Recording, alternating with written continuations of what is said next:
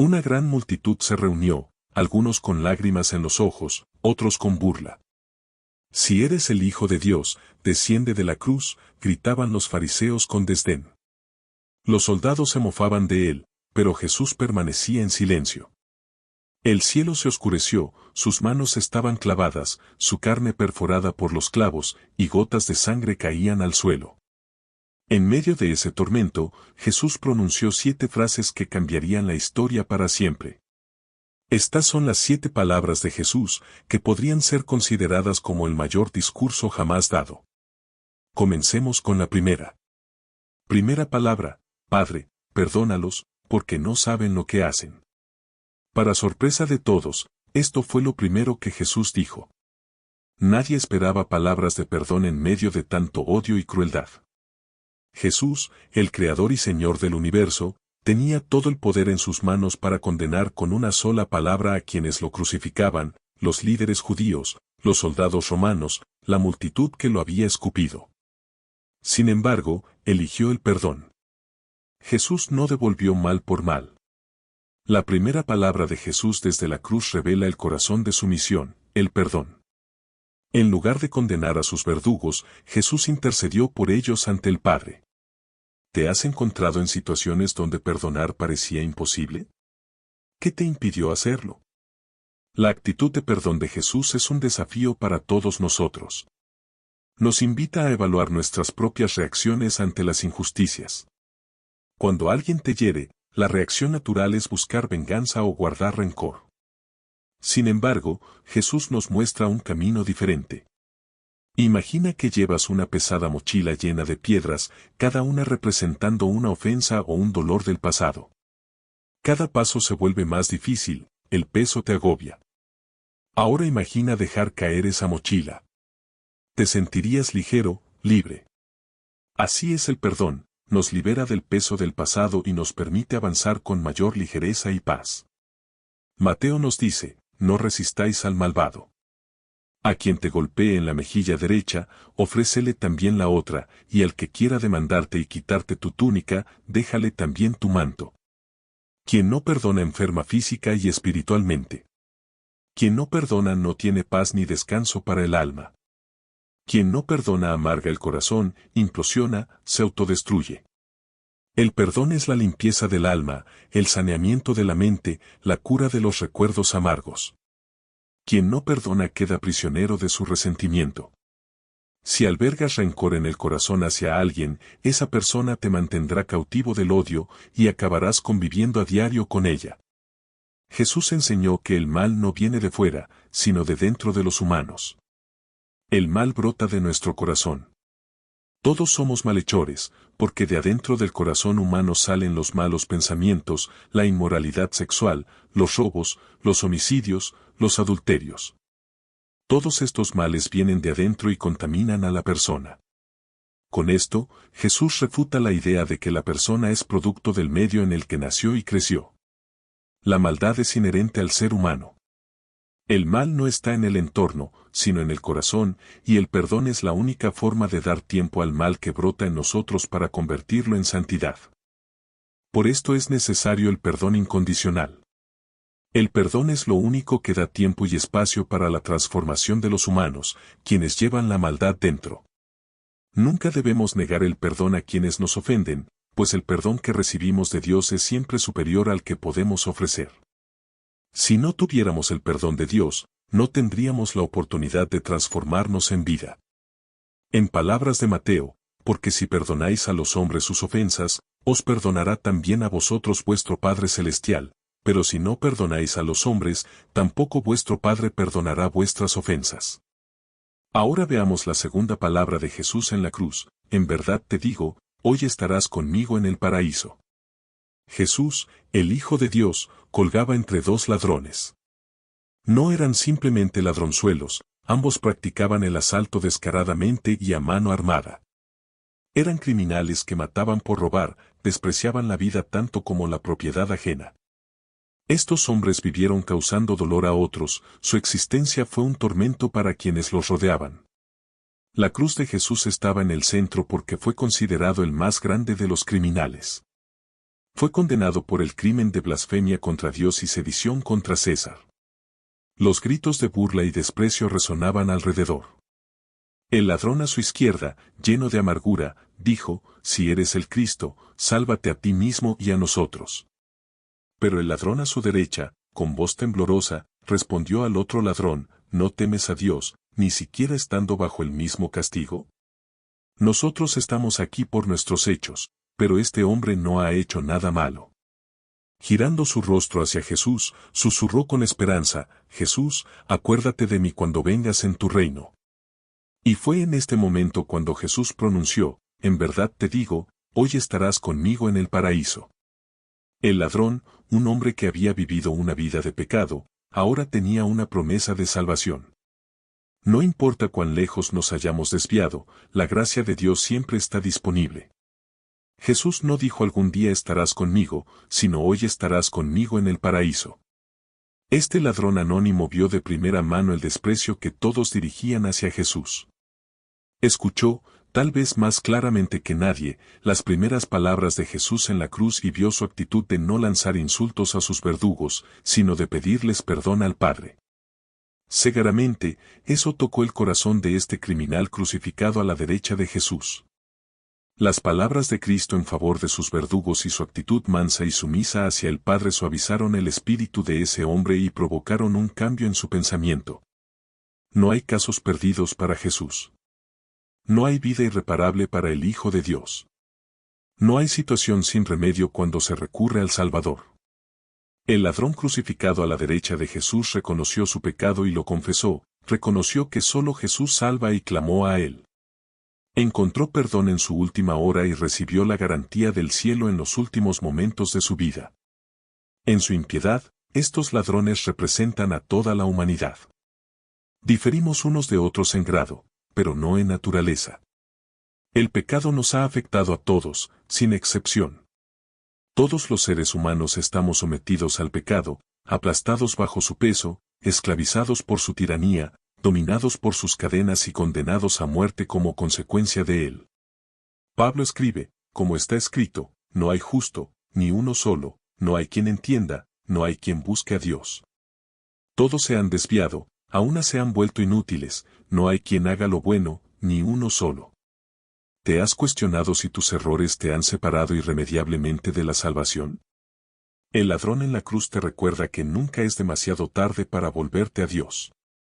La gracia de Jesús está siempre disponible, sin importar tu pasado.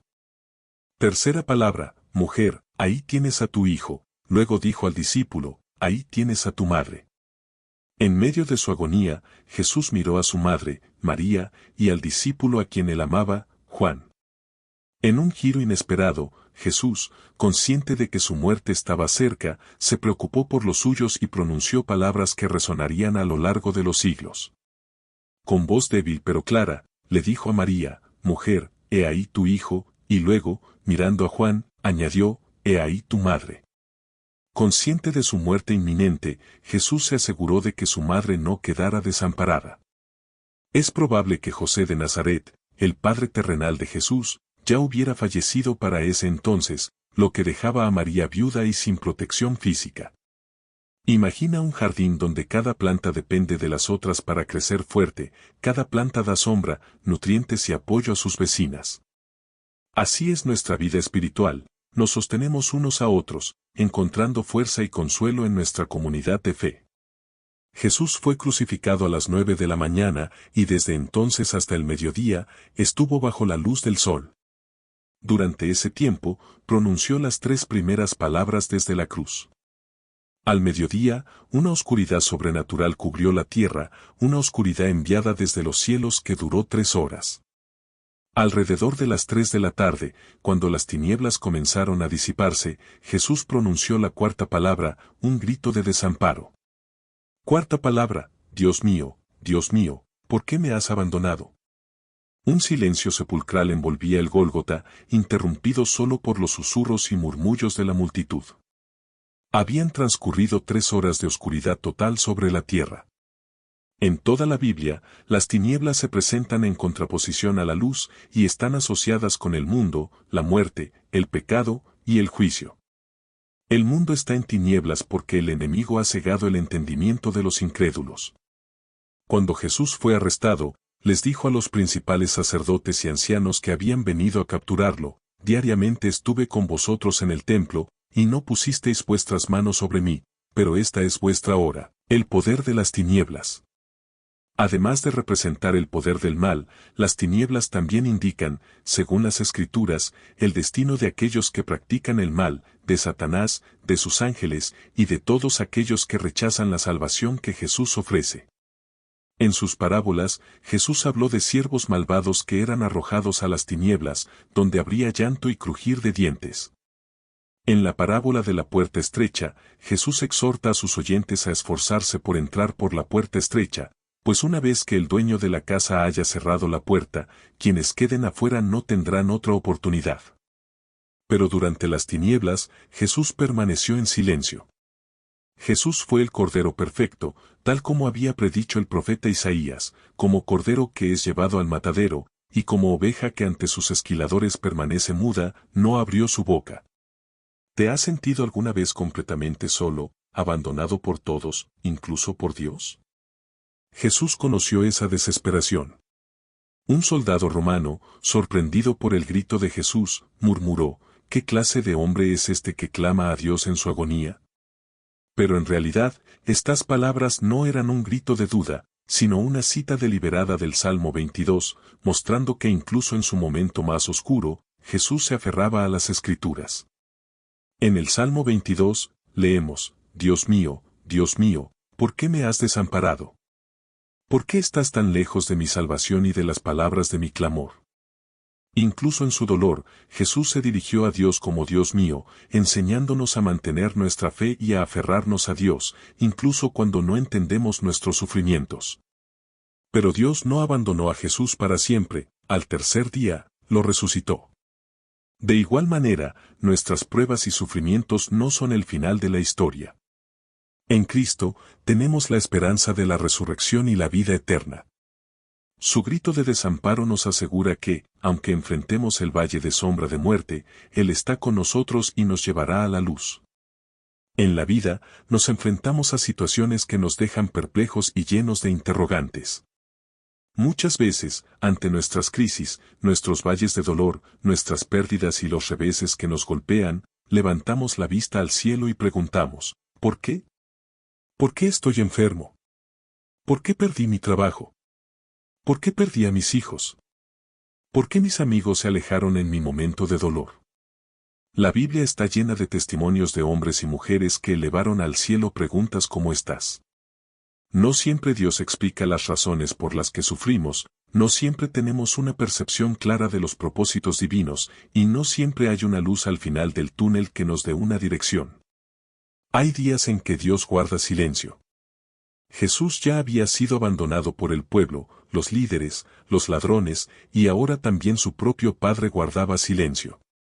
¿Por qué Dios abandonó a Jesús, su único hijo, en ese momento? ¿Fue por falta de amor o desinterés?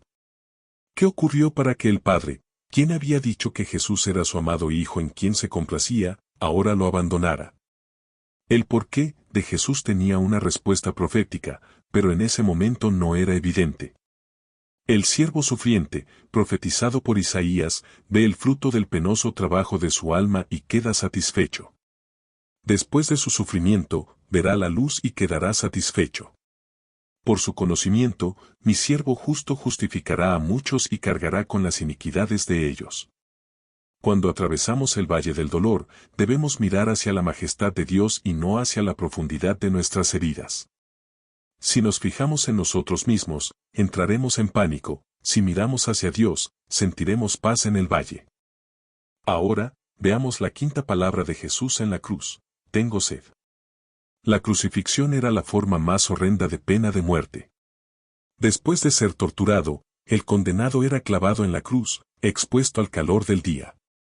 La sangre se derramaba, los calambres torturaban, la asfixia sofocaba, y la sed era abrumadora.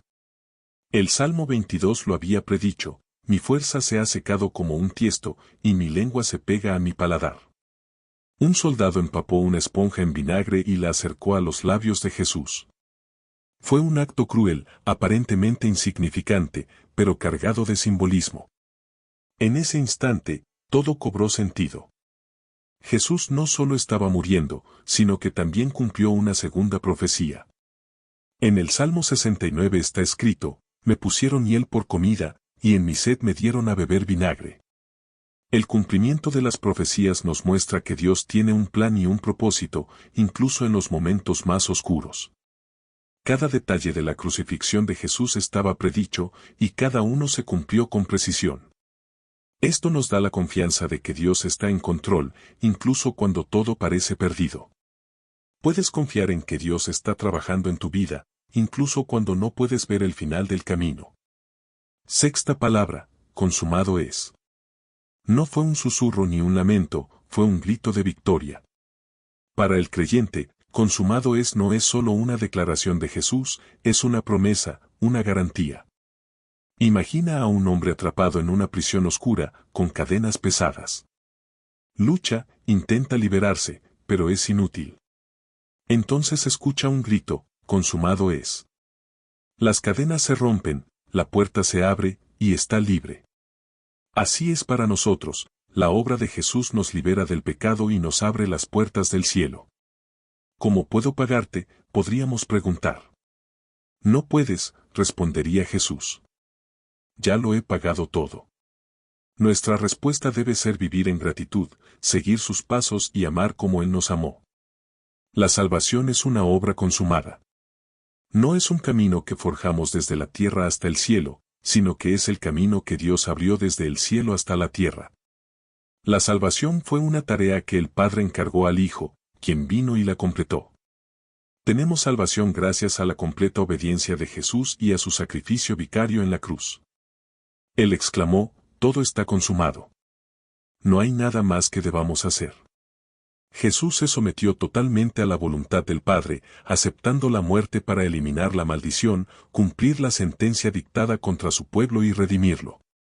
Debido a la expiación de Cristo y su victoria sobre la muerte y la tumba, nunca experimentaremos el peso del pecado, la severidad de la maldición, el castigo del juicio o el significado de la muerte eterna y el infierno.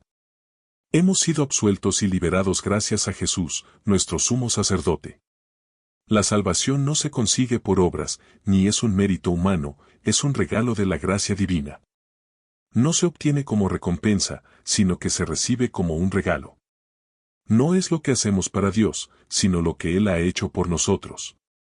La fe es el brazo extendido de un mendigo que recibe el regalo de un rey. Jesús compró nuestra salvación al precio de su sangre, su propia sangre. No tenemos nada que pagar por ella, dado que Él proclamó que todo había sido consumado. No hay nada que podamos añadir. Ahora vayamos a la séptima y última palabra que Jesús dijo en la cruz: Padre, en tus manos encomiendo mi espíritu. Mira cómo cuelga impotente, murmuró uno de los soldados, mientras otro, con una sonrisa siniestra, respondía, ¿dónde está su Dios ahora? Pero Jesús, con la mirada fija en el cielo, no estaba derrotado. Con voz clara y resonante, pronunció, Padre, en tus manos encomiendo mi espíritu. Jesús estaba consumando su obra, aplastando la cabeza de la serpiente, triunfando sobre el mal y sus huestes, y redimiendo a la humanidad. Él entregó su vida voluntariamente. La última oración que Jesús pronuncia proviene del Salmo 31, en tus manos encomiendo mi espíritu, líbrame, Señor, Dios de la verdad. Este versículo era la oración que las madres judías devotas enseñaban a sus hijos antes de dormir. Al añadir la palabra Padre a la oración tradicional, Jesús habla no solo de confianza, sino también de la seguridad de un niño que duerme en los brazos de su padre. Se acostumbraba a repetir estas palabras antes de dormir. Ahora, las pronuncia por última vez. La lucha ha terminado y la batalla está ganada. Esta escena nos invita a reflexionar sobre nuestra propia vida.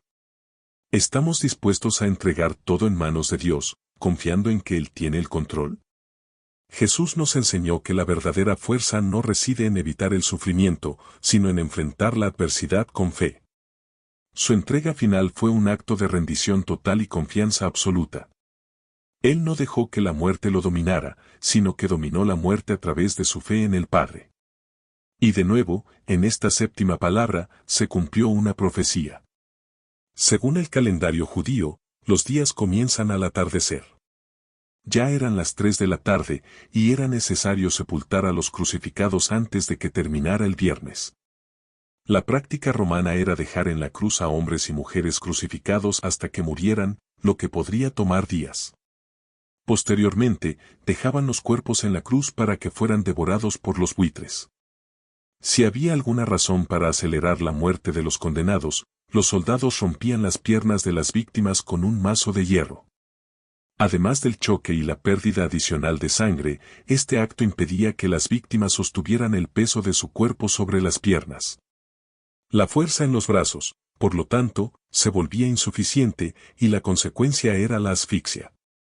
Juan relata, entonces, los judíos, para que los cuerpos no permanecieran en la cruz durante el sábado, ya que era la preparación y aquel sábado era muy importante, le rogaron a Pilato que les rompieran las piernas y los retiraran. Los que fueron crucificados a la derecha y a la izquierda de Jesús aún estaban vivos y les rompieron las piernas. Pero cuando el soldado fue a romper las piernas de Jesús, encontró que él ya había muerto. Su muerte fue inusualmente rápida. La muerte en la cruz era extremadamente cruel y también lenta. Muchos criminales pasaban varios días colgados en el madero. Cuando José de Arimatea fue a Pilato para pedir el cuerpo de Jesús para sepultarlo, el propio gobernador se sorprendió de que Jesús hubiera muerto en solo 6 horas. Al estar muerto, las piernas de Jesús no fueron quebradas. Esto sucedió para que se cumplieran las profecías, tal como se indicó en el Salmo 34, Él guarda todos sus huesos, ni uno de ellos será quebrado. Ahora, recapitulemos el significado y las palabras de Jesús en la cruz. Primero, una palabra de perdón: Padre, perdónalos, porque no saben lo que hacen. Jesús no solo intercedió por sus verdugos, sino que también atenuó su culpa. Segundo, una palabra de salvación: hoy estarás conmigo en el paraíso. Jesús ofrece vida eterna a un hombre que vivió toda su vida en la impiedad. Esto demuestra que la salvación no se consigue por mérito, sino únicamente por gracia. Tercero, una palabra de cuidado: mujer, ahí tienes a tu hijo, ahí tienes a tu madre. Jesús confió el cuidado de su madre a Juan, y su devoción filial se manifestó hasta el final. Cuarto, una palabra de angustia: tengo sed. Jesús era completamente humano, sin dejar de ser completamente Dios. Experimentó hambre, sed, cansancio, angustia y dolor. No solo los experimentó, sino que los expresó claramente. Quinto, una palabra de desamparo: Dios mío, ¿por qué me has abandonado? El Padre tuvo que abandonar al Hijo para sostenernos. Él fue herido por nuestras transgresiones y hecho pecado por nosotros. Sexto, una palabra de victoria: todo está cumplido. La cruz no fue un símbolo de debilidad, sino de fuerza. No representó derrota, sino una victoria consumada. Séptima, una palabra de entrega: Padre, en tus manos encomiendo mi espíritu. Jesús completó la obra de la redención y entonces se entregó al Padre. Su misión estaba terminada, nuestra redención estaba asegurada. Cada una de estas palabras responde a una parte de la gran pregunta que subyace detrás de la cruz: ¿por qué era necesario que Jesús muriera? La respuesta abarca varios temas: para satisfacer la justicia de Dios, para salvarnos de la muerte eterna, para derrotar a Satanás, para ofrecer perdón de los pecados, para justificarnos. Sin embargo, todo se resume en una sola palabra: amor. Jesús murió por amor. El Padre entregó al Hijo por amor, amor hacia ti y hacia mí. Dios, por su naturaleza, es amor. Él también es eterno, por lo tanto, su amor es eterno. Esto significa que ese amor no tuvo su origen en nosotros. No fuimos nosotros quienes amamos primero a Dios, fue Él quien nos amó y nos atrajo hacia sí. Con amor eterno te he amado, por eso te he mantenido mi fidelidad. Dios nos amó cuando aún éramos apenas una idea en su mente. Dios nos amó cuando los fundamentos de la tierra aún no habían sido creados. Dios nos amó antes incluso de crearnos. Para el cristiano, La cruz no es solo un símbolo religioso, sino un recordatorio constante del amor redentor de Dios y del sacrificio supremo de Jesús. Nos desafía a vivir de acuerdo con las enseñanzas del Evangelio, a amar al prójimo como a nosotros mismos y a buscar la justicia y la paz en un mundo caracterizado por la injusticia y la violencia. En última instancia, el legado de la cruz es una llamada a la transformación personal, es un llamado a vivir de manera que honremos el sacrificio de Jesús, compartiendo el amor y la gracia que hemos recibido con todos a nuestro alrededor. Que podamos, por lo tanto, abrazar el legado de la cruz con humildad y gratitud, reconociendo que a través de ella encontramos el camino hacia la verdadera vida en comunión con Dios y con los demás. Ahora hagamos esta oración todos juntos. Señor Jesús, te damos gracias por el inmenso sacrificio que hiciste en la cruz por nosotros. Al recordar tus últimas palabras, te pedimos que nos ayudes a aplicar sus enseñanzas en nuestras vidas. Danos un corazón dispuesto a perdonar como tú lo hiciste, una fe que confíe en ti incluso en nuestros momentos más oscuros, y una vida que refleje el amor y la gracia que nos has mostrado. Que podamos vivir cada día con la certeza de tu salvación y con la gratitud por la obra consumada en la cruz. Te encomendamos nuestro espíritu y todo lo que somos en tus manos, confiando en tu amor eterno y en tu promesa de vida eterna. Amén.